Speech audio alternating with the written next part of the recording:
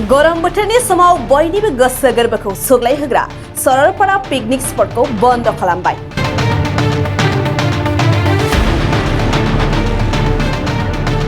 सरलपाराजों लोगोसे चौधुरीघाट पिकनिक स्पटखौबो बन्द खालामदों। सरलपारा आरो चौधुरीघाटआव पिकनिक स्पट जानाय नंलिया।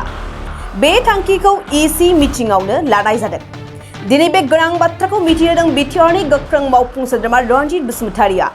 गोदान फरायसाफोरखौ गोसो थुलुंगाखां होनायनि नोजोरजों दिनै बेंटल दखरा एबसुआ मेट्रिक आनजादाव उथ्रिसारनानै जिथि मासि आवग्रिनो हानाय फरायसाफोरखौ बरायनाय हाबाफारियाव बाहागो लानानै बिथां रनजित बसुमतारिया बेबायदि बाथ्राखौ बुंथियो। फरायसाफोरखौ मान होनानै बरायनाय बे हाबाफारियावनो गाहाय आलासि महरै बाहागो लानानै बिटिआरनि गोख्रों मावफुं सोद्रोमा रनजित बसुमतारिया चिरां जिल्लानि सोलोंथाइ जौगानाय आरो आसाम सरकारनि बर' बिजोंनि सायाव लानाय थांखिखौ गोख्रों रावजों फिनजाथाय होबावदों। 2023-24 सोलोंथाइ बोसोरनि थाखाय क'क्राझारनि दतमायाव थानाय सेन्ट फ्रान्सिस जेभियार एइचएस स्कुला नोंथांमोननो लानानै फैदों गोदान मुं थिसननाय। दतमानि बोरसिजरा गामियाव थानाय सेन्ट फ्रान्सिस जेभियार एइचएस स्कुलाव दायो आर्ट्स स्ट्रीमाव 11 थाखोनि थाखाय गोदान मुं थिसननाया सोलिगासिनो। बोसोरै फरायसाफोरा मोजां जौखोन्दो लानानै उथ्रिसारनो हानाय बायदिनो बे फरायसालियाव नोंथाङाबो गुनगोनां सोलोंथाइखौ लानो हागोन।